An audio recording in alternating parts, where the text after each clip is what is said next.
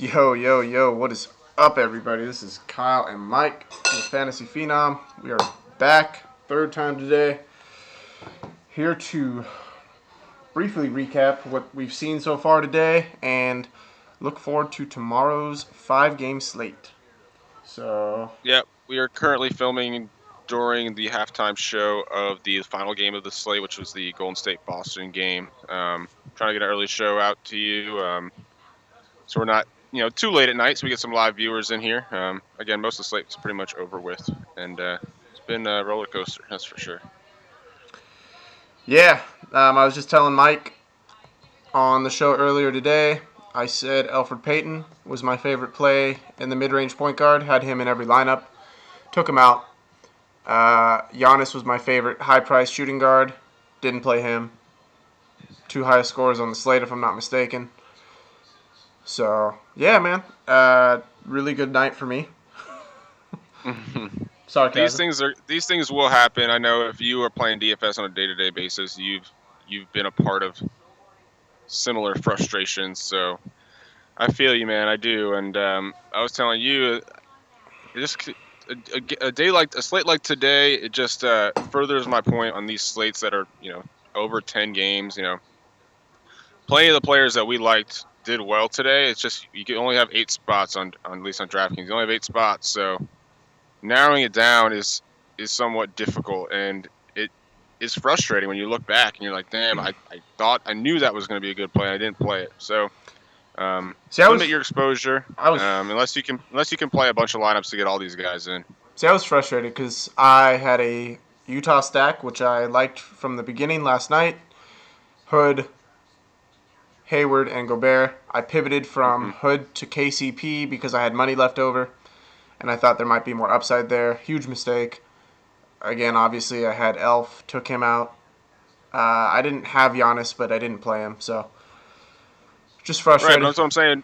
You're not the only one, and I think learning from this is important. So I think learning from it and trying to find a better route. Like for me, for example, I've started to learn from it, and that's why I saw that 5-game turbo slate was like, you know what, I'm playing most of my money in there. I know I'm not gonna be able to build 5 to 10 lineups today, which is what it's gonna take to get to like the upper echelon of these tournaments. So I went straight to that 5-game slate.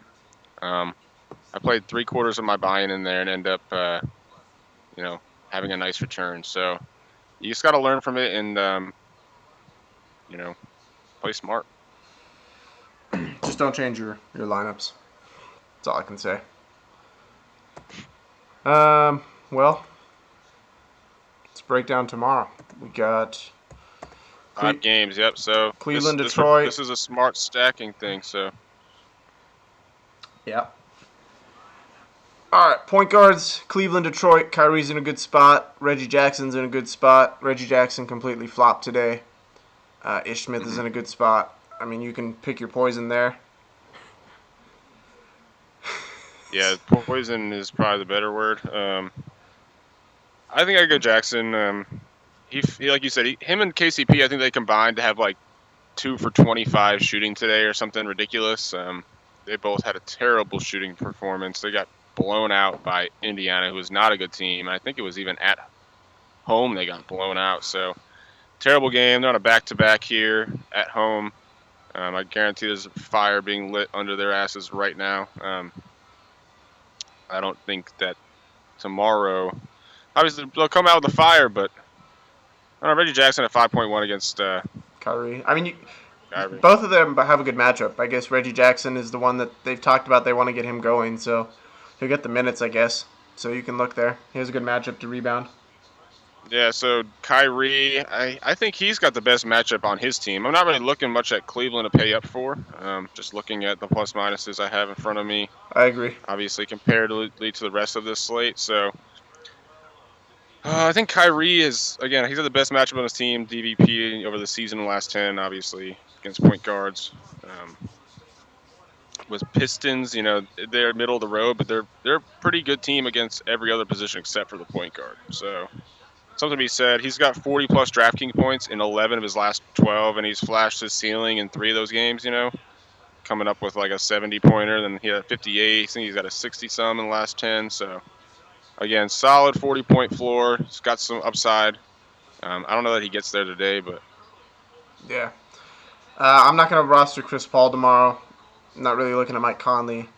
I'm looking at the front court if I'm going to look at this Clippers-Memphis game. Backcourt doesn't really entice me with the other options on the slate. Eric Bledsoe and D'Angelo Russell. So Eric Bledsoe was my lock for tomorrow. I've already made my lineup, not changing it. But apparently now he's questionable and he played last game with an injury. So I started my lineup with Eric Bledsoe and D'Angelo Russell. D'Angelo Russell will play or will be in there regardless. Tyler Ulis doesn't scare me. But if Russell doesn't play, I'm just going to pivot right down to Dame at 8,800. So that decision's already yeah. made. So Eric Bledsoe, you said questionable, hyperextended left knee. He apparently was dealing with that injury last game, and that's why he was limited to 27 minutes, which is something he hasn't really been playing as of much. But they officially listed it as questionable. I imagine this is going to be a game time decision in the latest game on the slate tomorrow. So that's fun, you know. Yeah. Um, the fact that he is going to be questionable and played through the injury last game, I think makes him and Ulis both really intriguing tournament plays. Um, for the simple fact that if Bledsoe doesn't play, Ulis against the Lakers is seemingly going to be a good play Yeah, and at, his at price low dropped. ownership, Price dropped a right? ton. And then with Bledsoe being an pretty much the same price range, at least on DraftKings, as Lillard and Irving, and him having the questionable tag, his ownership will be very low on this 5-game slate, I imagine. So he's an intriguing tournament play, but if you're only playing one lineup, you can't really look at either of these guys, and if it's truly a game time decision. Yeah, that's where I'm at. Uh, if we But do get word that he does play, you're higher on him than Kyrie and Dame, I imagine. yep, Bledsoe is my lock. Okay. Absolutely. I think I lean Lillard. I like both. But you seem to write off Conley. I think Conley is one of the players I'm really looking at tomorrow. He had a $700 price drop following his close to 50-point game. He had 32 points in real life against Brooklyn and dropped $700 on DraftKings.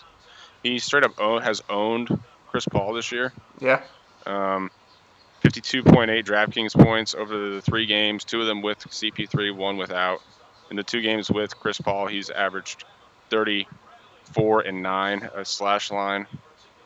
Um, I kind of like the fact that people are going to be trying to figure out Bledsoe, Irving, and Lillard, and Conley's price dropping like that. Yeah, I'm just gonna stick with my Bledsoe and Russell, and if Bledsoe comes out as if he's still injured by game time, I'm just gonna go down to Dame. Not gonna complicate it for myself.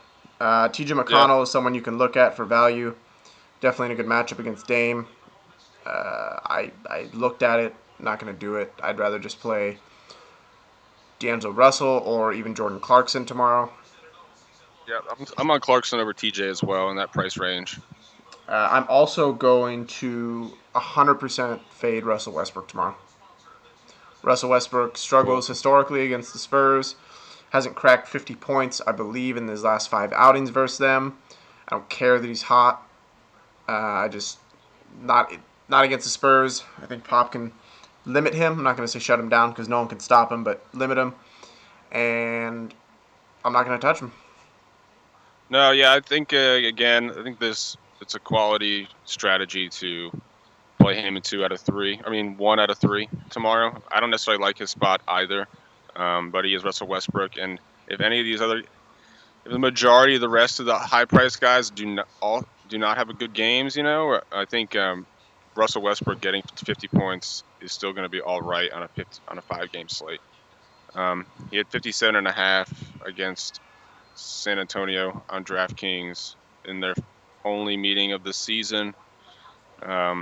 Oh, sorry. He had 51 last time, but other than that, he had 31, 30, 49, 30, 48 his last 5 before Right. last game. So, But this is the only season without Durant, so I think you gotta look at that. I think the fact that Tony Parker is on a road back to back as well doesn't really scare me much I'm not. I as don't far as think his they're on not. court matchup. I don't see them lining up Tony Parker with Russell Westbrook. So who do you think plays Kawhi. Russell Westbrook then?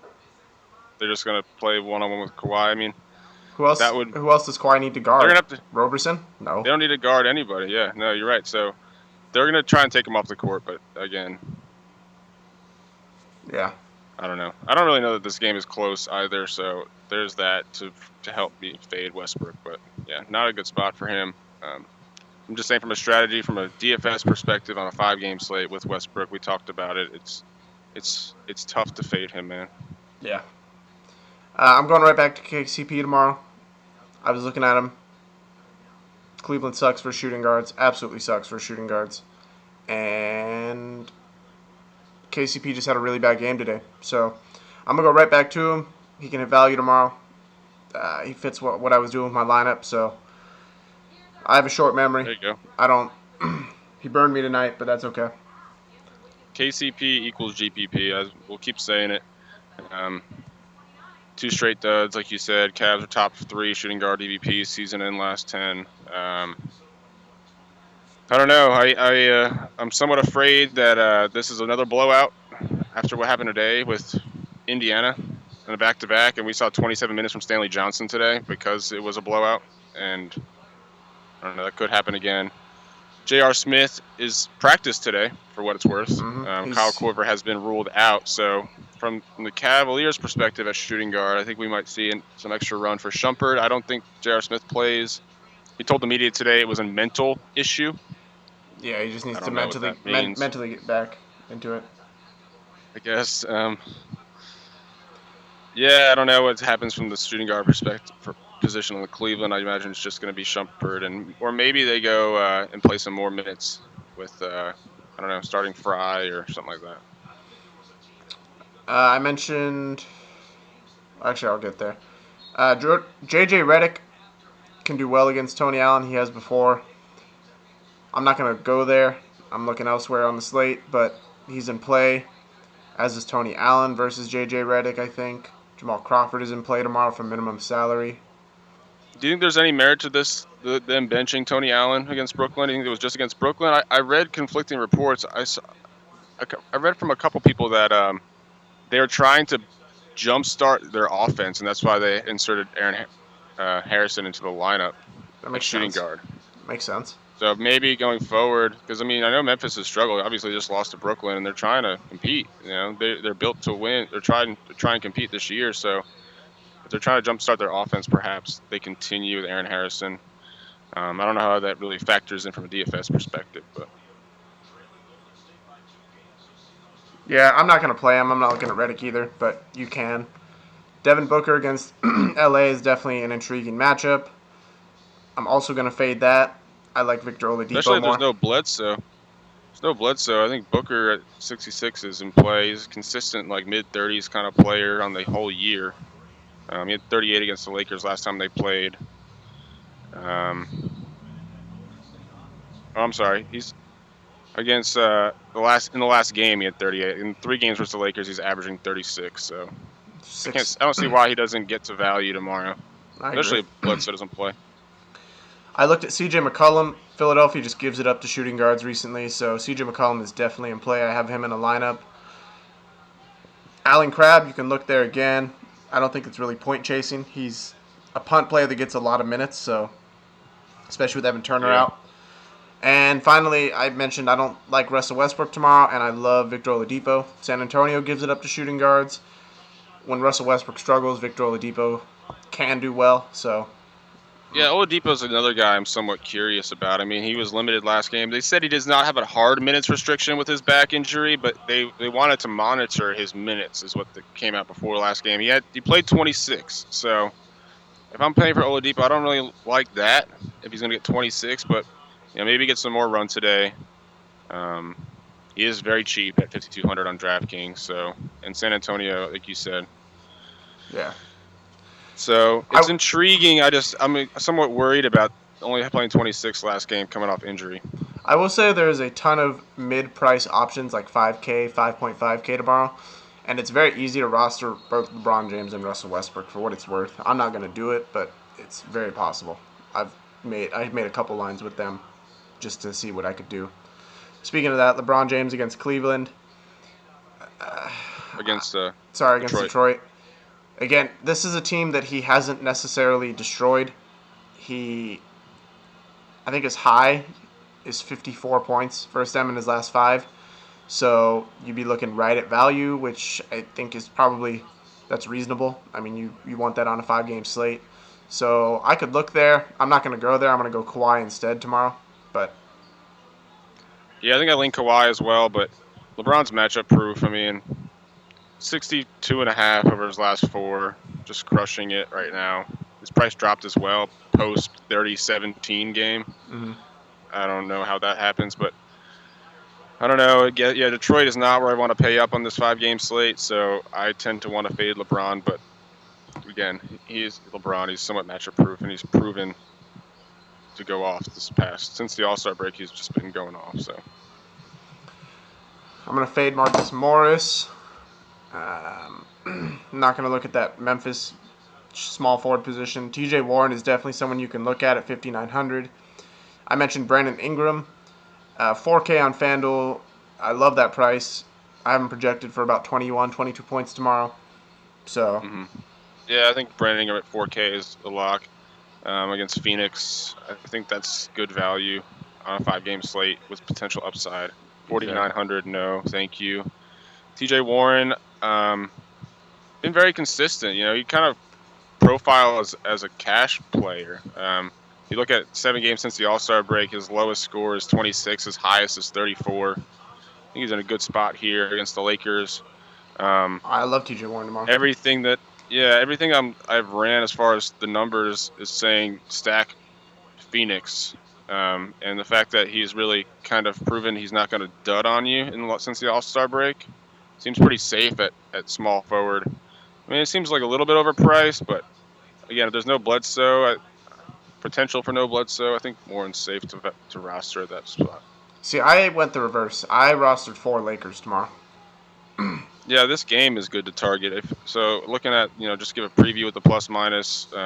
Phoenix was a plus 32, which is you have 2 teams that aren't good, and they score a lot. They play no defense, so yeah, I think it's a good game to target, and I chose the Lakers have a ton of value to play tomorrow, which is what I like.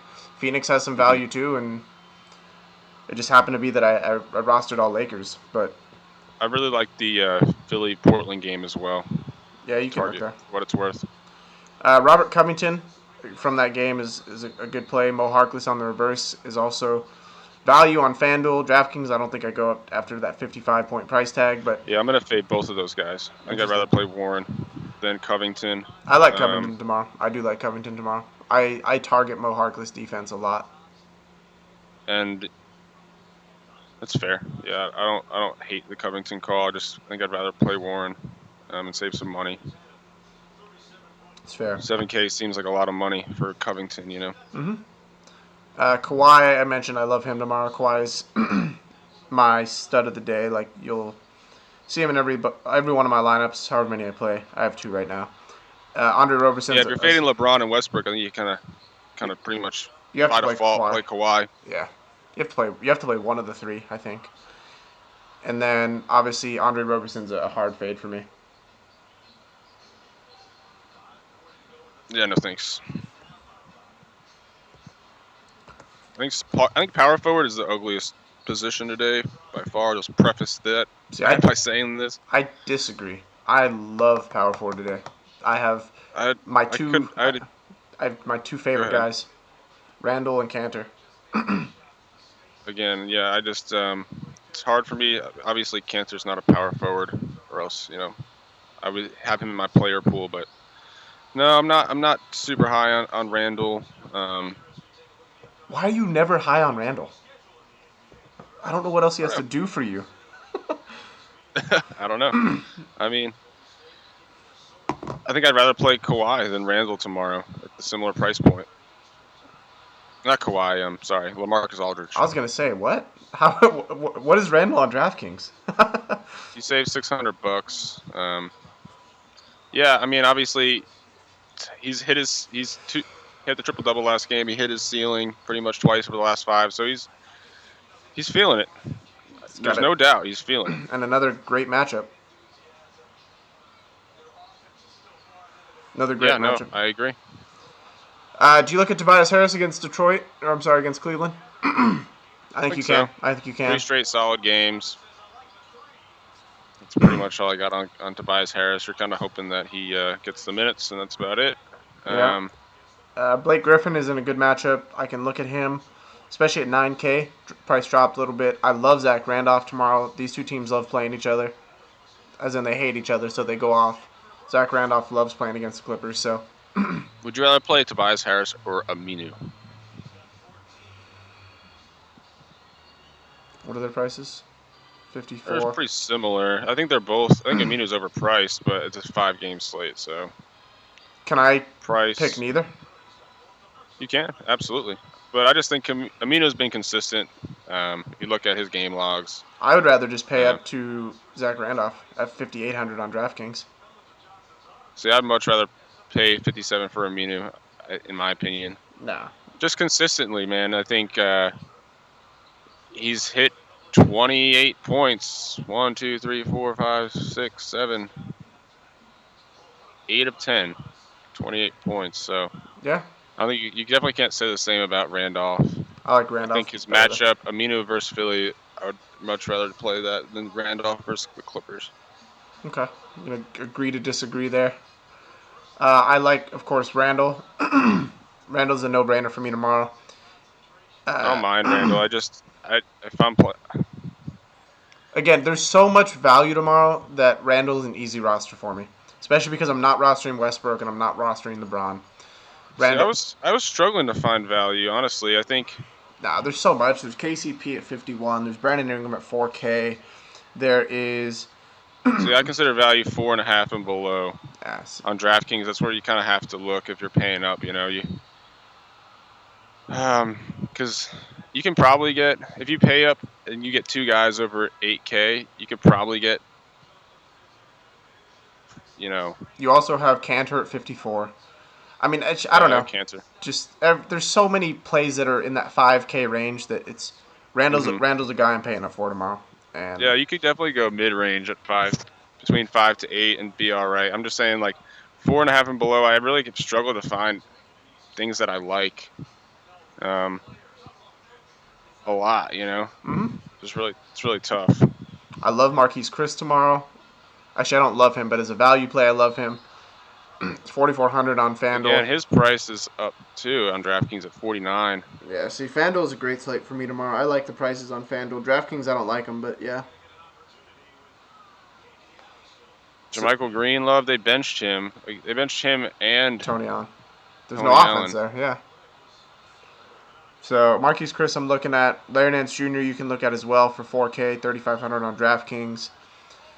Sarge is someone I'm looking at as well against Phoenix. Or, I'm sorry, against Portland. I know he's really high Hmm. priced, but you can look there. Again, I would rather roster Randall, but you can look there. Aminu, Yeah, I think Randall's the upside. Sharge though has been more consistent over the past 10, or since, yeah, I guess over the past 10. But obviously the upside for Randall is why you would play him. yeah. Aminu, you mentioned him. I think obviously a good matchup, but I'm going to fade that. Rashawn Holmes, I don't know if Okafor is going to be back tomorrow, so watch out for that. I haven't seen any news that he wouldn't be. Yeah, that's what I'm saying. Marcus Aldridge, 7K against OKC. That is there. I don't know how much I want to roster him and Kawhi, especially in a game that could blow out. I think that's too much high-priced exposure to that game. Cantor, Perhaps. I love Cantor tomorrow, but Billy Donovan, I don't understand. I'll never understand, and no one can convince me why Ennis Cantor is not getting consistently at least 20 minutes. You cannot tell me that Domantas Sabonis and Doug McDermott I don't are know. Yeah. deserving of 35 minutes and Cantor cannot get 20. Never Yeah, I convinced don't me of get the that. whole Sabonis thing, man. We Sabonis, fading Blake tomorrow? I am. Yeah, I think that's easy for me too. Taj Gibson, someone you can look at as well. He'll get run if it's a blowout, regardless. So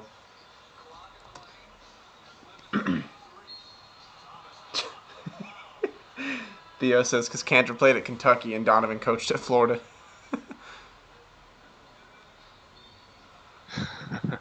I love Andre Drummond tomorrow. That's my center of choice. Him and Nurkic are the only two I'm looking at. Drummond has done well versus Cleveland historically. He hit 40 points last time, which would be value. So, and it's at home, so he's not having to travel.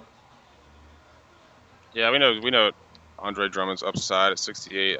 You're paying for the upside. I think it could work out. It's obvious for me that when I'm looking at center, I see the DVP with the Philly and the Lakers. They just are far and away the best teams to target at center. Both those teams are on the slate, and so that's immediately what I gravitated to.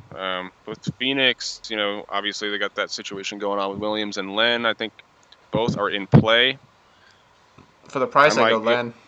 Yeah, I think I might go Lamb since I was saying there's really no value here on this slate, and I think especially on DraftKings at 4,100, and being that you don't have to just play one center, I think he could be an intriguing value play today. For what And it's then you got worth, Nurk. Go ahead. real quick, I looked at Drummond's back-to-back logs. The last 4 back-to-backs he's had, if I'm not mistaken, he did better on the second night of a back-to-back. So, and 3 of them were on the road, so which means they traveled. So, I don't put any stock, at least not with Drummond, into that whole fade big man on that back-to-back. I know that that's a common rule, and I do adhere to it at points, but Drummond doesn't scare me at all tomorrow. I like him.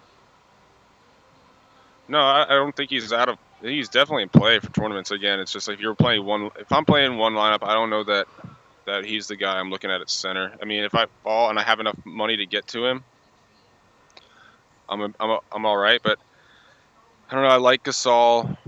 I like I like Gasol as I well. like I like Gasol, and I think I like Nurkic. Although with Nurkic only playing 25 minutes last game was somewhat concerning. Foul We trouble. both. Foul trouble. Oh, it was foul trouble. He got 2 Okay, quick well fouls. then I'm less concerned. I think because I don't really see him getting the foul trouble against Philly. Again, he's got the best center matchup on the slate, DVP season and last 10. And I think with the pace, if you look at the pace of play in Philly, it's been ramped up in the last 10. It's been vamped up in the last 10, so I think Nurkic fits him. I think he's versatile enough to handle that pace of play, and it could be a good game for him. I don't necessarily love the price, especially since Gasol is only $600 more, and Yeah. The matchup is there. only in playing fantasy basketball would you ever compare Nurkic and Gasol, So, The but yeah, matchup the is there, though. matchup's there. So, Someone asked, would I consider Sean Long for Philadelphia? I don't think so. Not on FanDuel, at least. Not for 4,300. especially not if Okafor plays. Yeah. And then I guess for you, Cantor, but Steven Adams is 4,500 on DraftKings, Mike. Yeah, I know. It's hard to look past that. It's very, very cheap. So, just something to look at. Decent matchup. I don't think that Dedmon and Gasol are elite defenders, so. Yeah, man. Like I said, there's so much value. I was able to make a lineup with Westbrook, LeBron. I had Jordan Clarkson, or no, I had Tyler Ulis as my point guard because Tyler Ulis will get run regardless of if Bledsoe plays, right? And if he doesn't play, even more. I was able to get Yeah. Oladipo and KCP at shooting guard. I got Brandon Ingram as my other small forward. I got Enes Kanter and John Lure at power forward, and then I got Joseph Nurkic at center. So that is Yeah. See, when I think value, I don't really think that. I think that's more like mid range, and I do agree with you. There's a lot of people at mid range, in on the slate. But when you're trying to roster Westbrook, you're looking for real cheap guys, and there really isn't much as far as that kind of value. Well, I guess on DraftKings it's harder, but FanDuel, like I said, I'm as comfortable as I am with that lineup. I'm not going to do it because I'd rather just play Kawhi, but there's just plenty of, if you want to call it mid-range guys that make that lineup doable tomorrow. The fact that I'm looking at Oladipo and KCP anyway, right? I'm Right. looking at Nurkic anyway. I don't know. It's an Yeah, extremely comfortable slate to play stars on. Yeah, you can play Westbrook and then get everybody else in the 5K range on FanDuel. Is that what you're saying? Mm-hmm. Yeah. So yeah, it's gonna be tough to fade him. But I'm gonna do it. Um, I'm not touching Westbrook. You guys can have him. I'll I gladly. guess it's somewhat I'll eat crow again if I'm easier wrong, but somewhat easier to do on DraftKings. And I'm probably leaning toward fading him on DraftKings, but that's a solid point. The fact that people can just kind of punch Westbrook in, starting at point guard and build a lineup that they're happy with and not have to change it. Yeah. So especially in cash, I bet you see some heavy ownership with him tomorrow. I think you'll see a ton of ownership of him tomorrow, especially you have his recent gains. You have the fact that there's, again, so all these different prices that you can put in. So, yeah. But so thinking that, like if you're playing cash on FanDuel, so if he gets 45, right? That's a terrible game for Westbrook. But if he gets 45 and he's, I don't know, 80 or 60, let's say 60% owned in your cash lineups, I still think it's going to suck not having him Yeah, because possibly. he could get 45 and still be a top 5 scorer on the slate, and if 60% of your people have him in your double ups or whatnot, it's tough. So that's where you have to make the decision, right? Do you see the higher mid range guys, right? Like your upper middle tier, your Randalls, your Aldridges, um, your even, I guess, Dame's not really upper middle. I guess on tomorrow's slate he would be relative to price, but are you comfortable in those guys returning value? Because if Russell Westbrook just returns value tomorrow or misses it, and the value plays that you pick with him or the mid range guys hit value, you're right in the running, right? So to me, I don't think Russell Westbrook scores 80 points tomorrow. I don't think he scores 70. And so with that, so if he doesn't score 70 and then I'm banking on him, okay, maybe he gets 5x value. Well, I'm confident in Randall getting 5x, and I'm confident in Kawhi getting 5x. I'm confident in Dame or Bledsoe getting, you know what I mean? So that's kind of where I'm looking at. The reason I faded Westbrook last time is because I didn't think he would get 80 either. But that proved to be wrong, and obviously it was hard to keep up with that. I'm just saying there's something to be said about keeping up with the field in cash. Even if he gets 4x value, I think you need to be in the top 45% to cash. So Yeah. you're looking at your next two guys that like the next guys you have to pay up. They both have to hit value instead of like Westbrook hitting 4x. I don't know. I just, again, from experience with doing it, it's tough. I definitely am leaning toward fading him though, especially in this matchup. Second time's a charm, man. I did it last time. I regretted it. I'm going to go right back to it.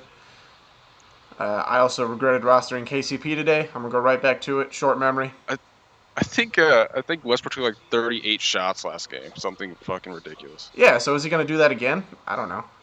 I don't think so. I mean, no, he's not going to score 80 against the Spurs, but it's just weird. It's just crazy, man. Yeah, so. All right, guys. Well, again, thank you for tuning in. Crazy day today in terms of shows. I know that those of you that have watched all three. I had 4. Count my lock show. That's true. That is true. Gonna go enjoy the rest of this Boston Warriors game. Clearly, Boston is the better team.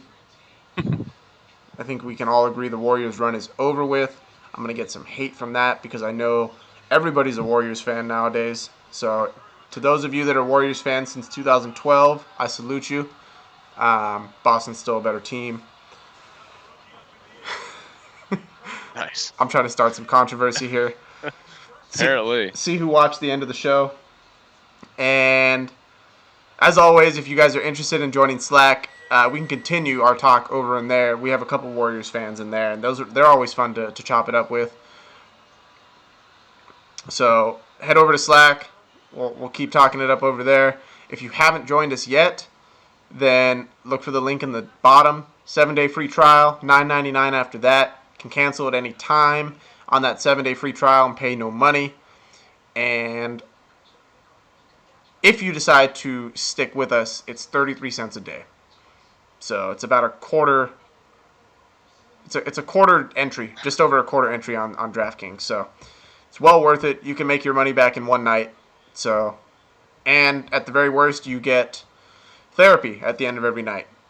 If you lose or you win, there's always humor in the Slack group and a lot of fun chats. Everyone just kind of bonds together in there. So Yeah, another thing with the Slack group, obviously we got golf starting.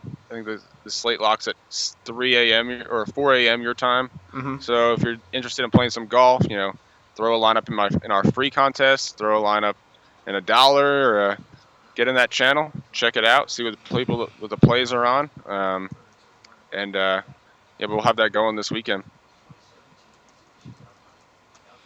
Yeah, so But look out for that. We'll be back tomorrow night. Mike has work tomorrow, so we'll be back another night show tomorrow. Look for yep. us on the night shows. We'll probably start doing it at halftime of the last game. It's just easier to do it that way, and that still allows us to watch a majority of the games. So, Yeah, and it allows some more live viewers and me to get some actual sleep. So there's that. Mike has to save lives Lock and it. shit, so he needs some sleep. Yeah, it's somewhat important. Lock at 7:30 tomorrow, so look for lock show around 7. Also, stacking post will be out. Yeah, so wish Yeah. you guys the best of luck in the slate tomorrow. All right, guys. We will see you later.